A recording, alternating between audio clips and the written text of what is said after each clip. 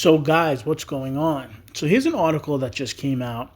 It's basically saying that if you eat things like bread, pasta, cakes, basically anything with gluten, it could be causing you to get depression. It can be causing fatigue. Some people causes schizophrenia or people to go crazy. This isn't something that's new. Years ago, I'm talking, I don't know how many hundreds of years ago, people used to say that eating bread would make people like crazy or cause them to have problems. And this is a long, long time ago. I'm not sure if it was in Rome, but people kind of knew even back then that eating gluten causes problems. Now, here's something: the body does not digest gluten. It doesn't. You can eat gluten, you can eat bread, the body doesn't digest it. It passes through you. That is true. Body breaks down a lot of things, breaks down a lot of enzymes, but it does not break down gluten. People that have gluten sensitivity, you'll feel that bloating. You'll be like, oh my God, I can't believe I ate so much. That can be a gluten sensitivity. Things like celiac is the autoimmune where your body basically is attacking the small intestine. And just in general, the body doesn't really digest gluten. For most people, you eat bread and pasta and cake and all that good stuff. You pass that gluten right through. Your body just passes it through. It doesn't take anything from it. It doesn't do anything to it.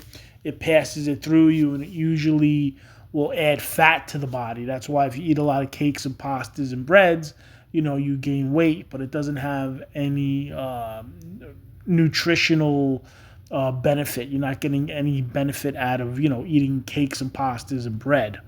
The other thing about this article that was very interesting is that they kind of say they think there's 1% to 2% of the population that has, celiac disease and a gluten sensitivity. That's what they know of. But what they feel, what the researchers are saying, is they believe that it's 6% of the population. We always used to read that 1% to 2% had celiac, and there were people that were gluten sensitive. A lot of people really weren't tested for things like celiac, but they just didn't like eating gluten. And you would always hear researchers or people that were doing testing. They always felt that the rate of people that had, or the percentage of people that had a gluten sensitivity or a celiac, was much higher than that 1% to 2%. And this article is saying they believe it's at 6%. They're saying that at least 6% have a gluten sensitivity. The thing with something like a celiac is you have to basically have like a blood test. And most people don't get a blood test. And when people do find that they do have a celiac disease, it's usually the last thing that is tested after they went through a whole host of other things. And then it's kind of like, we don't know exactly what's going on with you. Let's test for celiac disease. And that's how that happens. Other countries do test for it. That's why other countries have this high rate of celiac disease. Like Finland, I think, is one of them. I believe they test in Finland or Italy, possibly Sweden. Those countries do test their children young, and they have this very high rate of celiac disease amongst their population. United States doesn't even think about it. They're like, nobody has it. They believe Asians have it more. There's a whole bunch of weird stuff with celiac disease in the U.S., and they just don't test for it. And it's kind of a last-minute thing, and then they'll test for it, and then they'll find out that somebody may have it, and then they want to test, everybody else.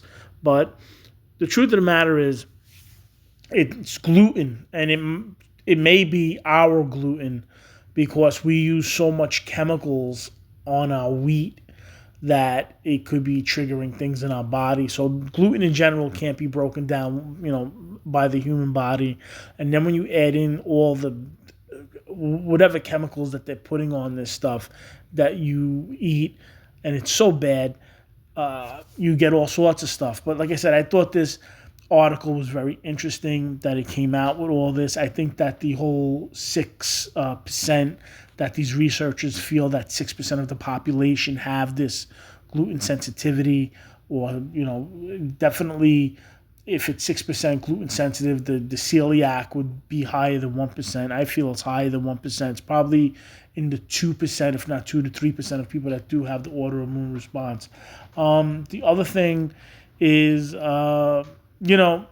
if you don't feel well, if your body is feeling a certain way, whatever that way may be, the first thing you want to do is get off gluten. You either want to go on a hardcore, vegetarian diet, or maybe even a carnivore diet. And it seems that people that are sick one way or the other, once you cut out things like sugar and gluten, and you either go hardcore vegetables or hardcore meat, not in every case, but people get better. I'm not going to say not in every case, but it does knock out a lot of things when people don't feel well. The first thing that you want to do, like I said, is cut out, any sort of carbohydrate, any sort of gluten, cake, cookie, pasta, bread, whatever. Get rid of that and get rid of sugar. Once you knock out sugar and carbohydrates or sugar and gluten, usually you feel better. But like I said, that you would have to see that. It's not easy to do, but that's something that if you don't feel well, you can try. And that's really it. I thought this article was a pretty good article. People don't like to read about it. Even people that may eat, if you go out and eat a slice of pizza and you just feel like, oh my God, that pizza was so heavy, or you may have some sort of heartburn, or you just feel bloated, or whatever you feel. You may feel lightheaded, or I want to go to bed. You may feel fatigued. That could be gluten sensitivity or possibly celiac disease. People walk around with gluten sensitivity or celiac for 20, 30 years. They don't know they have it. All sorts of other things pop up on them. All sorts of other things may happen. And like I said, something like celiac disease is the last thing to be tested. Gluten sensitivity is the last thing that somebody may look at. And that's just the way it is. So I figured I'd share that. I thought this was a good article. I thought that the Google AI was pretty honest. Sometimes it depends. The Google AI basically came out and said, the body doesn't tolerate gluten. It doesn't really break it down. It's kind of weird. You can read, it's known that gluten is not broken down by the human body, but people always try to say, they make a lot of excuses. I do not know why. I'm not sure exactly where that's coming from, but it's known that the human body cannot break down gluten. And it is what it is. But that is it. All right, guys, I hope you're doing well. I hope you're staying safe. I take back all the bad things I said about gluten, right? We love our pizza and pasta, but, whatever. So hope everyone's doing well. Everyone's staying safe. Try to stay as healthy as possible. Hope you're all, healthy and feeling good. And that is it, all right? God bless you guys, and I will talk to you guys later.